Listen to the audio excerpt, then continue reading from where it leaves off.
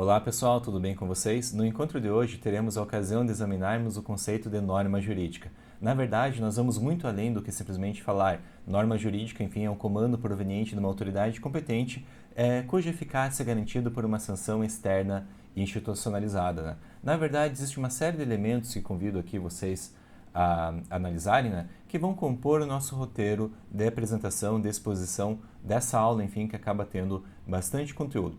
Quando a gente pega uma norma, um texto legal que diz lá, por exemplo, matar alguém pena de 6 a 20 anos, na verdade existem muitas coisas que também nós devemos considerar e analisar para que possamos, enfim, ter uma leitura plena e precisa deste texto jurídico, desse texto normativo, né? Um conceito inicial ainda sobre norma jurídica, é importante diferenciar norma jurídica de lei jurídica e também, enfim, de regra, né? De outros termos ali que eventualmente a gente possa utilizar.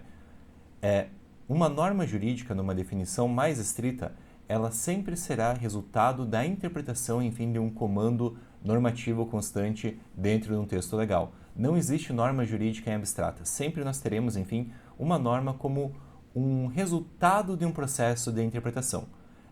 A primeira diferença, portanto, principal que eu quero deixar para vocês é que texto legal, aquilo que nós encontramos no Código Penal, Constituição Federal, é uma coisa e a norma jurídica é outra coisa. Quando nós pegamos o texto legal, vai estar lá estampado para nós, né? Artigo 121 do Código Penal, matar alguém, pena de 6 a 20 anos. Analisando o que isso diz, o que esse texto legal diz, nós chegamos à conclusão que há um comando que manda, não mate. Se você matar, olha só o que vai acontecer com você. Quando nós pegamos a Constituição Federal e logo lá nos primeiros incisos diz, né, do artigo 5º, enfim, né, que ninguém será submetido à tortura ou tratamento degradante ou cruel, na verdade, isso é um texto normativo e a partir da interpretação dele, nós chegamos à conclusão que não devemos torturar, é proibido torturar. E ali o que nós vamos ter, o comando que nós vamos ter que seguir, sempre vai resultar de uma atividade interpretativa que foi feita em cima desse texto legal. Enfim, portanto, uma norma não é propriamente texto, não é propriamente também uma lei. Uma lei, enfim, pode trazer várias normas em si, vários elementos em si. Na verdade, também um artigo só, um inciso, pode ter em si mais uma norma. Daí, enfim, a questão não é tão simples quanto pode aparecer em um primeiro momento. Mas sempre que nós falamos, enfim, nessas disposições normativas que nós encontramos que precisam ser interpretadas para que nós cheguemos a determinados comandos que devemos seguir, há alguns elementos que temos que considerar, né? E agora, enfim, quero apresentar para vocês o roteiro dessa exposição. Em relação à norma jurídica, devemos considerar aqui no primeiro momento planos nos quais nós poderemos analisá-la. Num segundo momento, quais são os elementos indispensáveis de uma norma jurídica, de um comando, enfim, que vai ser realizado para nós. Qual é a classificação que nós podemos aplicar em relação às normas jurídicas e depois quero fazer uma fala breve e simples sobre silogismo jurídico, que é o principal método utilizado, enfim, para nós aplicarmos as normas jurídicas, né? Sobre silogismo jurídico, nós vamos retomar essa discussão mais para frente em um encontro específico sobre interpretação e aplicação do direito, né? Mas por enquanto quero passar para vocês uma primeira ideia de como que as normas devem ser mediadas em relação à nossa realidade. Pois bem, vamos começar agora a analisar esses elementos, enfim, que eu passei para vocês aqui, quando trago para vocês algumas regras específicas sobre planos de análise.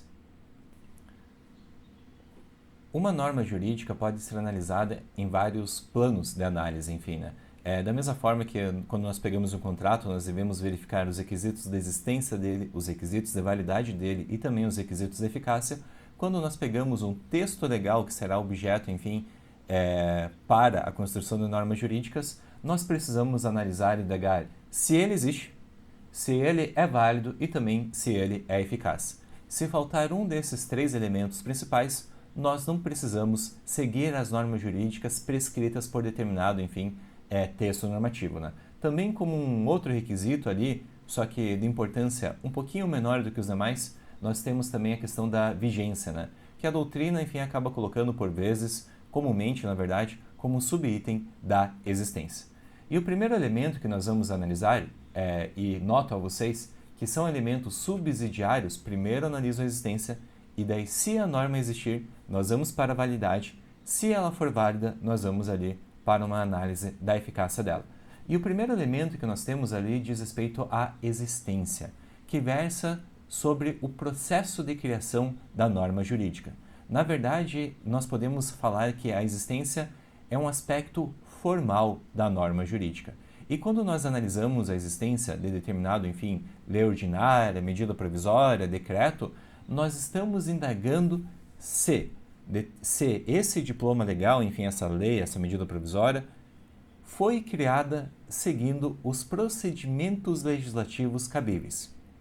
Quando nós abrimos a nossa Constituição Federal, no artigo 59 a 69, ali nós vamos ter várias disciplinas normativas que recaem sobre o processo legislativo, que vai ser repetido, enfim, pelas constituições estaduais e também leis orgânicas municipais, né? Dizendo como que as normas devem ser feitas e trazendo ali para nós certas etapas que um projeto legislativo, enfim, um procedimento legislativo deve atender. Como, por exemplo, a iniciativa, passar, enfim, por uma comissão de Constituição e Justiça, turnos de votação, de debates para ver se aquela norma vai ser aprovada, enfim, pela maioria dos membros do Legislativo que estão, enfim, debatendo determinado ato normativo, depois é seguido por uma etapa de sanção, promulgação, enfim. Na verdade, essas etapas que eu mencionei vão variar conforme a espécie normativa que estamos debatendo. Para a medida provisória vai ser um rito, um procedimento, para a lei ordinária é um outro procedimento, para a lei complementar é um outro procedimento, para, enfim, emenda à Constituição é um outro procedimento. Cada tipo normativo, portanto, possui um procedimento, uma forma de criação distinto, diferente, né? Mas quando nós falamos de existência, independente, enfim, do tipo normativo que nós estamos analisando, a existência vai indagar o seguinte: foi respeitado o rito, o procedimento legislativo que é estipulado, enfim, pela Constituição? Se sim, a norma existe. Se sim, ela existe. Se faltar um desses elementos, por exemplo, ela teve um vício de iniciativa, ela teve, portanto, ou eventualmente faltou o número necessário para aprovar aquela lei, ou ela não foi sancionada e precisava passar por essa etapa.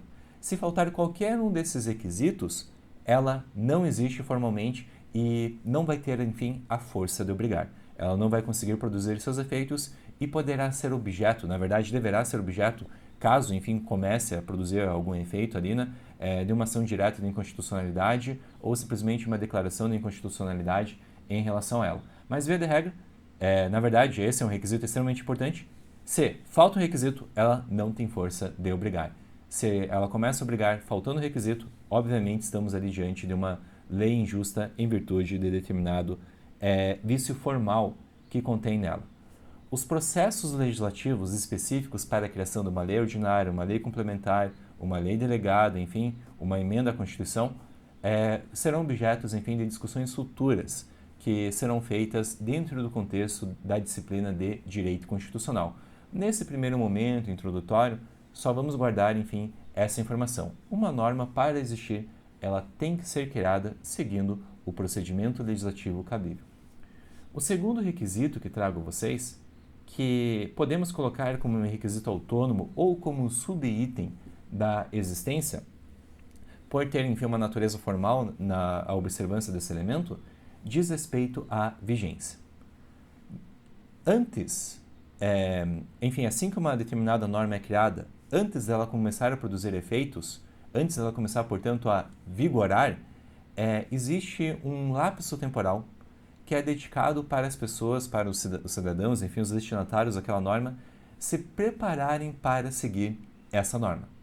Esse período que nós podemos colocar, enfim, entre a publicação de um ato normativo, pressupondo que ele foi criado seguindo todos os procedimentos legislativos devidos, e o início de vigência da norma, nós chamamos de vacatio legis, ou vacatio legis, enfim, vai depender da pronúncia que nós adotamos. É um período que é destinado para que os destinatários daquela norma possam se preparar, possam, enfim, ter uma antecedência para, enfim, que possam cumprir aquele comando normativo proveniente de uma autoridade competente. Se hoje eu crio uma norma e quero que amanhã o Brasil inteiro comece a obedecê-la, isso não é factível. Isso geraria muitos transtornos e possivelmente ali iria haver um problema de eficácia.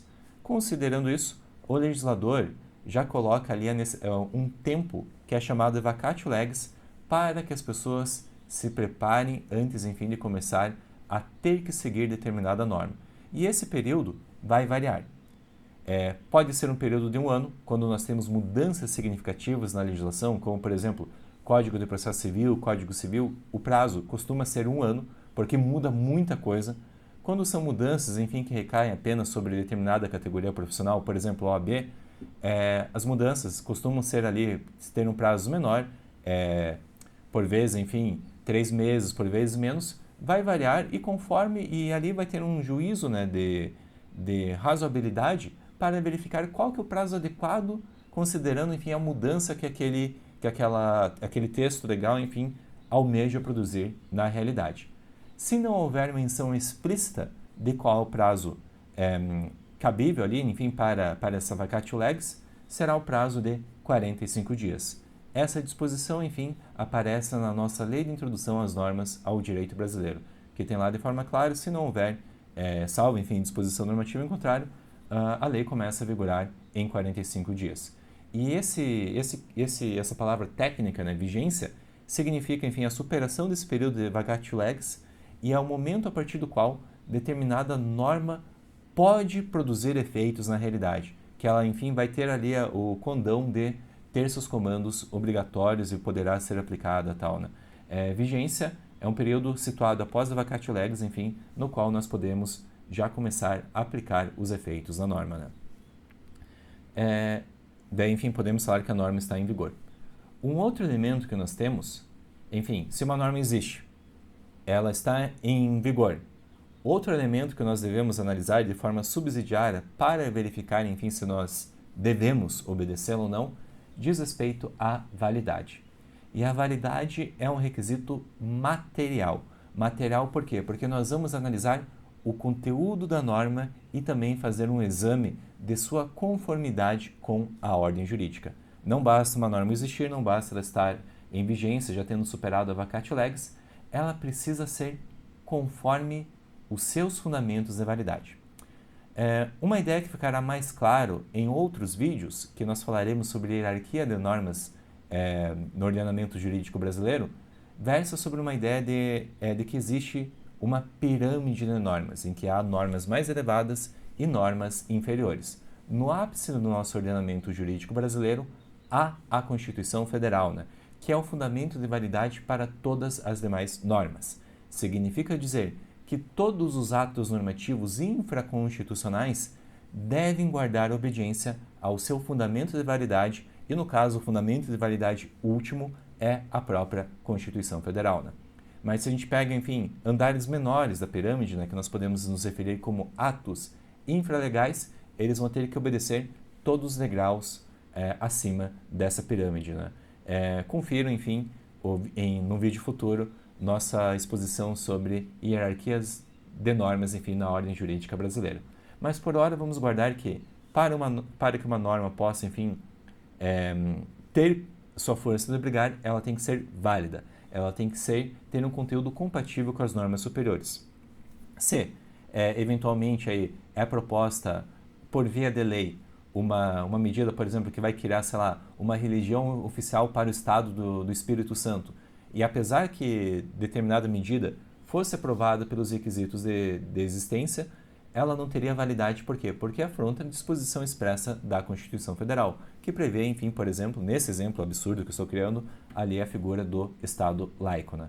Daí, basicamente, a validade diz respeito à conformidade material, ou seja, o que ela manda está em conforme os valores, conforme as disposições das normas superiores. Por óbvio, em especial, a Constituição Federal. E um último elemento que eu trago a vocês diz respeito à eficácia. Eficácia, numa definição técnica, diz respeito à qualidade da norma, à capacidade da norma de produzir efeitos na realidade. Reputamos como eficaz uma norma que consegue, enfim, produzir seus efeitos, ainda que nem sempre o produza. do fato de determinada norma nem sempre ser observada, não se segue que ela perderá a sua eficácia. Por exemplo, eu digo que quem matar será punido, e tem lá a pena lá prescrita por lei. Mas nós sabemos que nós não punimos todos os homicídios, os homicídios, enfim, a gente não consegue resolver todos os crimes que acontecem. Mesmo assim, nós não falamos que essa norma que proíbe, enfim, a conduta do homicídio é ineficaz. Nós falamos, enfim, que podemos apontar ali uma dificuldade de resolver todos os casos, enfim, tem essa característica ali que é evidente, mas ainda ela não perde sua força de obrigar, até que qualquer um que a contraria poderá e deveria ser investigado. Né? É aquela questão que já mencionamos em vídeos anteriores, que diz respeito ao elemento prescritivo da norma jurídica, que ela, na medida em que ela anuncia uma expectativa de resultado, não uma certeza. A norma fala o que deve vir a acontecer na realidade, não necessariamente aquilo que acontecerá na realidade. Ela enuncia uma expectativa de resultado que, por vezes, acaba não se concretizando.